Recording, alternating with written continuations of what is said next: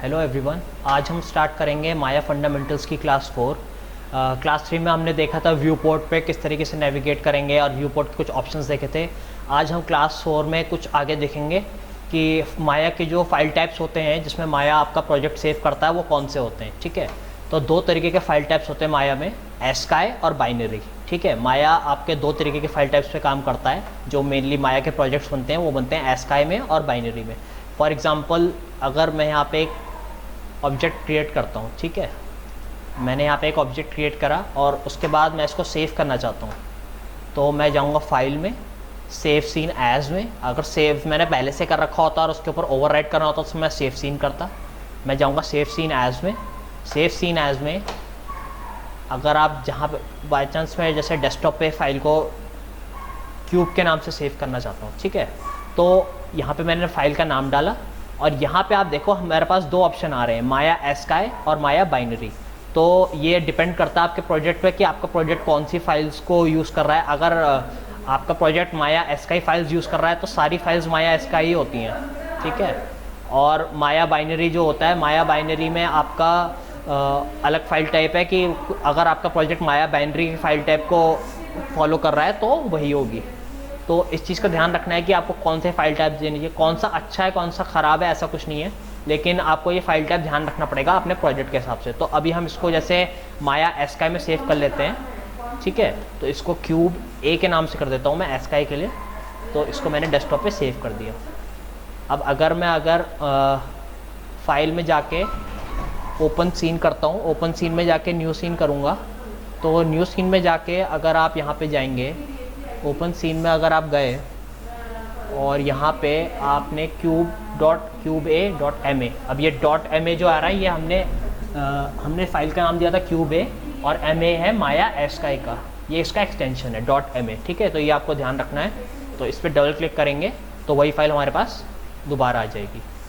और अगर मैं इस फाइल को माया बाइनरी में सेव करना चाहता हूँ दूसरे फॉर्म में, तो मैं फाइल में जाऊँगा, सेव सीन एज में जाऊँगा दोबारा, और इसका नाम मैं कर देता हूँ इस बार क्यूब बी।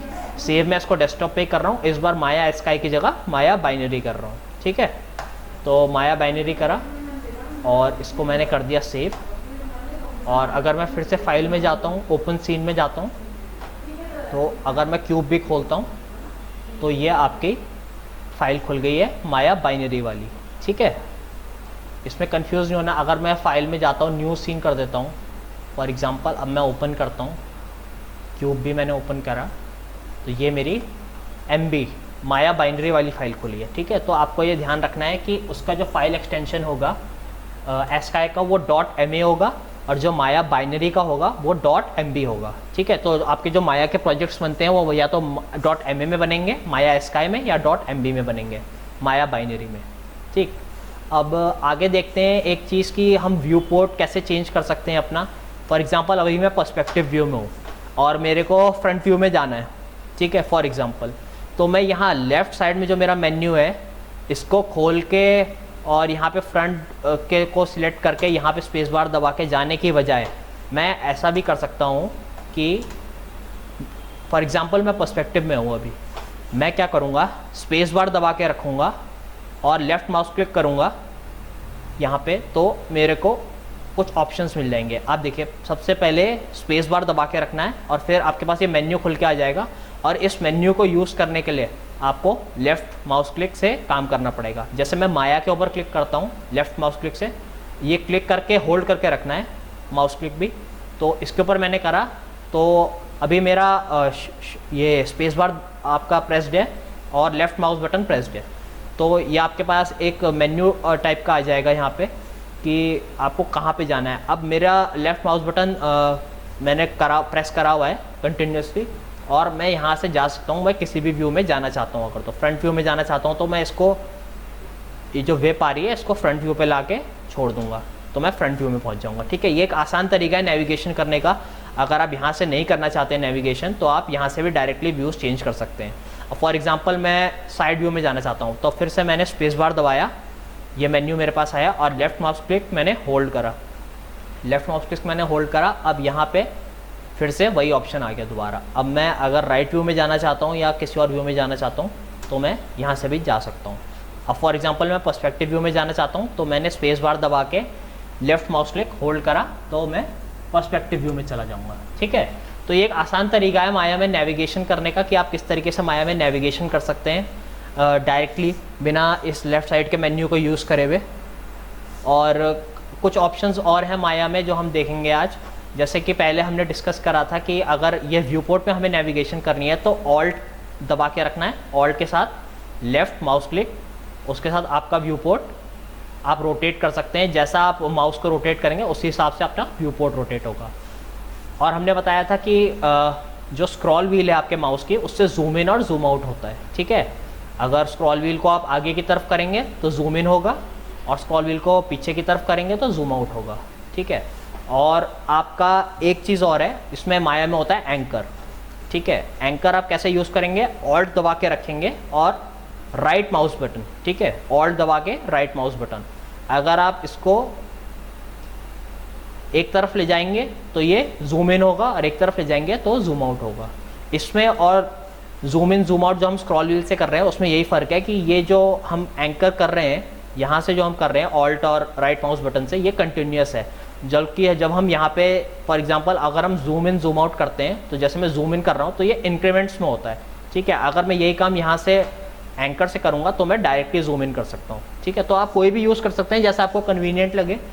तो अभी तो हमारे पास सीन में सिर्फ एक क्यूब ही है, अगर कई ज़्यादा चीज़ें हों तो कई बार हो सकता है कि आप जूम इन करके देखना चाहें किसी चीज़ को तो आपको स्क्रॉल व्हील का यूज़ करना पड़े या ये एंकर का यूज़ कर सकते हैं आप जूम इन जूम आउट करने के लिए। ठीक है, तो ये बेसिक नेविगेशन था माया का।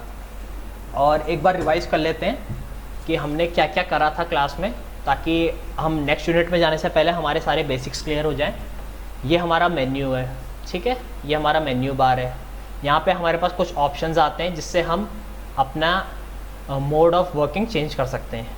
ठीक है, मॉडलिंग, रिगिंग, एनिमेशन, रेंडरिंग। ठीक है, यहाँ पे आपके कुछ ऑप्शंस है सेव के और बाकी कुछ ऑप्शंस हैं जो हम आगे जाके बाद में देखेंगे। जो ये एरिया है आपका जो मैं हाईलाइट कर रहा हूँ इस समय, ये है शेल्फ। ठीक है, ये शेल्फ अलग अलग होती हैं।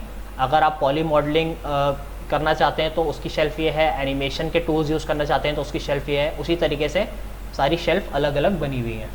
ठीक, और इससे अगर हम लेफ़्ट साइड में आते हैं तो यहाँ पे हमारे पास कुछ सिलेक्शन के ऑप्शन मिलते हैं। ठीक है, सिलेक्शन के ऑप्शन हमारे पास क्या हैं, ये है एक आपके पास मिलेगा lasso tool. Lasso tool Photoshop में भी होता है, जैसे लेसर टूल उसी तरीके से काम करेगा। ठीक है, और यहाँ पे आपको कुछ और भी चीज़ मिलेंगी। पेंट सिलेक्शन टूल, ये बाद में आपके काम आएगा जब हम इसमें माया में मोस्टली जब हम स्कैनिंग करते हैं तो ये बहुत काम आता है।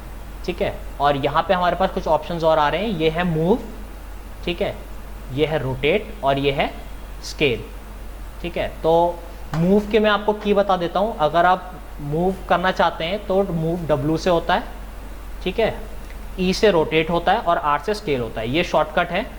फॉर एग्जांपल अभी ये ऑब्जेक्ट को मैं मूव करना चाहता हूँ, सिर्फ मूव करना चाहता हूँ। ठीक है, ट्रांसलेशन, तो मैं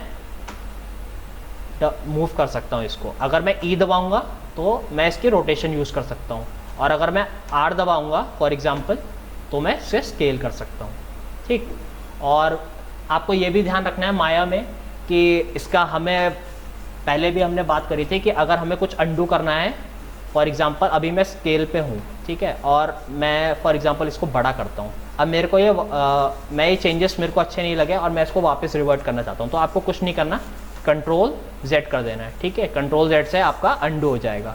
और अगर आप कंट्रोल Z करेंगे, इसकी भी एक लिमिट होती है जो हम बाद में देखेंगे कि आप कितनी बार कंट्रोल Z कर सकते हैं। जो माया में डिफ़ॉल्ट वैल्यू होती है वो अराउंड 20 होती है जो आप इसकी रख सकते हैं, लेकिन इसको हम चेंज भी कर सकते हैं, इसको इनफाइनाइट भी कर सकते हैं, तो वो भी हम बाद में देखेंगे कि किस तरीके से वो हो सकता है। अब आ जाते हैं यहाँ पे, ये आपका चैनल बॉक्स है। ठीक है, ये आपका चैनल बॉक्स, ये आपका लेयर एडिटर है, ये आपकी टाइमलाइन है, ये आपके कुछ प्ले पॉज के बटन्स हैं, और नीचे कुछ फ्रेम रेंज दी हुई है, आपको फ्रेम स्लाइडर दिया गया है, प्लेबैक रेंज और फ्रेम रेंज दी गई है। ठीक है, स्टार्ट रेंज है और ये एंड रेंज है। यहाँ पे आपके पास कुछ और ऑप्शंस हैं। इसमें सबसे इम्पॉर्टेंट है ये कि कितने फ्रेम्स पर सेकंड का आपको एनिमेशन देखना है। अगर आपको कम फ्रेम पर सेकंड का देखना है तो आप यहाँ से सिलेक्ट करेंगे तो प्लेबैक उसी हिसाब से होगा। अगर आप ज़्यादा FPS का एनिमेशन देखना चाहते हैं तो आप वो भी यहाँ से सिलेक्ट कर सकते हैं। यहाँ पे और भी कुछ ऑप्शंस हैं, जैसे हमने कहा था यहाँ मेल, यहाँ पे आप स्क्रिप्टिंग जब यूज़ करेंगे आगे तो यहाँ पे आपका स्क्रिप्टिंग का काम होगा। अब और जो यहाँ पे दिखा रहा है, ये बार दिखा रहा है, ये इन्फो बार है, इसमें आपका ये दिखाता है जो आपने टूल यूज़ करा है। अभी मैंने स्केल करा था इससे पहले, ठीक है। फॉर एग्जांपल मैं यहाँ स्केल करता हूँ और अगर मैं स्केल को अंडू करता हूँ कंट्रोल जेड से, तो आपको देखो यहाँ पे दिखा रहा है अंडू स्केल और कुछ एट्रीब्यूट्स दिखा रहा है, वैल्यू दिखा रहा है कुछ, जिस हिसाब से उसने अंडू करा है स्केल को, ठीक है। तो ये आपका एक तरीके से हेल्प करता है आपको ये करने में कि आपका लास्ट कमांड क्या था जो आपने यूज़ करा था, ठीक है। ये आपको ये बताता है कि आपने जो सबसे लास्ट कमांड यूज़ करा वो क्या था, ठीक है। तो अभी जैसे मैं स्केल कर लेता हूँ और अगर मैं कंट्रोल जेड करूँगा तो दोबारा आप देखें कि ये अंडू स्केल यहाँ पे दिखा रहा है, ठीक है। तो ये आपका नोटिफिकेशन दिखाता है कि आपने लास्ट कौन सा टूल यूज़ करा। जो नीचे आ रहा है ये हेल्प बार है, ठीक है। हेल्प बार ये आप अगर किसी के ऑब्जेक्ट के ऊपर माउस ड्रैग करेंगे तो ये आपको उसकी प्रॉपर्टीज़ दिखाएगा। जैसे अभी यहाँ पे आप देखो, मैं यहाँ पे स्केल टूल पे हूँ तो नीचे यहाँ पे स्केल टूल लिखा आ रहा था, फॉर एग्जांपल ये। अगर मैं रोटेट पे जाऊँगा तो रोटेट टूल आएगा। मतलब एक तरीके से आपको ये नेम्स दिखाता है अलग से कि ये टूल क्या है, ठीक है। तो कुछ लोग इसका यूज़ करते हैं, कुछ लोग इसको टोटली हाइड कर देते हैं। फॉर एग्जांपल अगर जैसे मैं ये हेल्पलाइन, ये आ रहा है जो मेरे पे हेल्पलाइन का जो बार आ रहा है, इसको मैं हाइड करना चाहता हूँ। तो इसको हाइड करने के लिए आप जाएंगे यहाँ पे विंडोज़ में जाएंगे, विंडोज़ में यूआई एलिमेंट्स के अंदर आपका हेल्पलाइन ऑप्शन आ रहा है, तो इसको आप ऑन ऑफ कर सकते हैं। अगर आपको नहीं चाहिए तो इसका टिक सिलेक्ट करेंगे तो ये ऑफ हो जाएगा। तो वैसे ही ऑन करने के लिए भी आप विंडोज़ में जाएंगे, यूआई एलिमेंट्स हेल्पलाइन, तो ये दोबारा ऑन हो जाएगी। वैसे यहाँ कुछ और ऑप्शंस भी हैं जिनको आप हाइड कर सकते हैं अपने व्यू पोर्ट को और मैक्सिमाइज करने के लिए।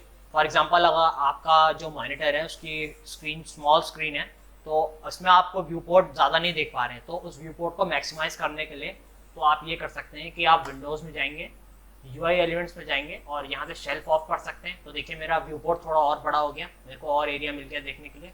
और अगर आप विंडोज़ में जाके यूआई एलिमेंट्स से यहाँ पे जैसे टाइम स्लाइडर हमने बताया था, टाइम स्लाइडर जो हमारा है, टाइम स्लाइडर हमारा ये है, ठीक है। जो ये आ रहा है फ्रेम्स पर जिसमें लिखे आ रहे हैं, ये हमारा टाइम स्लाइडर है। रेंज स्लाइडर मैंने आपको बताया ये नीचे वाला है, ये है रेंज स्लाइडर हमारा, ठीक है। ये यहाँ पे वैल्यू इनपुट करते हैं, यहाँ से हम इसको ड्रैग कर सकते हैं रेंज को जैसा हम चाहते हैं, ठीक। तो ये आपका टाइम स्लाइडर ऊपर वाला है, ये रेंज स्लाइडर नीचे है। तो वैसे ही विंडोज़ में जाके यूआई एलिमेंट्स में जाके हम इसको भी ऑफ कर सकते हैं अगर हमें चाहिए। अब बाई चांस ये जो टूल बॉक्स दिखा रहा है यहाँ पे, टूल बॉक्स आपका जो लेफ्ट साइड में है मेन्यू बार वो दिखा रहा है, ठीक है। इसको हम ऑफ करेंगे तो ये मेन्यू बार यहाँ से ऑफ हो गया। तो इस चीज़ का ध्यान रखना है कि अपने अगर आपके पास स्मॉल स्क्रीन है और आप अपने मैक्सिमम से मैक्सिमम व्यू पोर्ट देखना चाहते हो तो आप ये ऑप्शन जाके विंडोज़ में जाके यूआई एलिमेंट्स में जाके कुछ चीज़ें ऑफ कर सकते हो। लेकिन मोस्ट प्रोबेबली आपका टाइम स्लाइडर हमेशा ऑन रहेगा, रेंज स्लाइडर ऑन रहेगा। कमांड लाइन आप ऑफ कर सकते हो अगर आप चाहते हो तो, कमांड लाइन हो गई या हेल्पलाइन हो गई, इसको आप ऑफ कर सकते हो अपने व्यू पोर्ट को मैक्सिमाइज करने के लिए, ठीक है। तो विंडोज़ में गए, यूआई एलिमेंट्स में, अगर मैं चाहता हूँ ये कमांड लाइन जो मेरी MEL बिल्कुल बॉटम में जो मेरी MEL लिखा हुआ आ रहा है वो कमांड लाइन है, ठीक है, उसको मैं ऑफ करूँगा तो वो भी हाइड हो जाएगी। लेकिन ये डिपेंड करता है कि आप क्या काम कर रहे हो। मोस्टली जब हम एनिमेशन करते हैं, कैरेक्टर एनिमेशन या ऑब्जेक्ट एनिमेशन जो भी करते हैं, तो उसमें एनिमेशन में हम ये सारे ऑप्शंस ऑफ कर देते हैं क्योंकि हमें मैक्सिमम व्यू पोर्ट का व्यू चाहिए होता है, ठीक है, ज़्यादा से ज़्यादा हम देख पाएँ। और स्क्रीन स्मॉल हो तो ये प्रॉब्लम और आती है, तो ये कुछ ऑप्शंस ऑन ऑफ करके आप अपना स्क्रीन का रियल एस्टेट बढ़ा सकते हैं, ठीक है। तो यहाँ पे कुछ और ऑप्शंस हैं। मोस्टली आपका टाइम स्लाइडर हमेशा ऑन रहेगा, रेंज स्लाइडर हमेशा ऑन रहेगा और स्टेटस लाइन हमेशा ऑफ रहेगी। स्टेटस लाइन ये आपके टॉप की है, ये जो लाइन आ रही है इसको कहते हैं स्टेटस लाइन, ठीक है, ये वाली जो लाइन। तो हमें बेसिक इंटरफेस देख लिया है माया में, किस तरीके से नेविगेशन करें, किस तरीके से टूल्स को यूज़ करें, बेसिक सिलेक्शन कहाँ से होगा, आप इस मेन्यू को क्या कहते हैं, और बाकी हमने कुछ ऑप्शन देखे अगर हमें व्यू पोर्ट बड़ा करना है या छोटा करना है तो उसके हिसाब से उसको एडिट कर सकें। तो आज की क्लास के लिए इतना ही।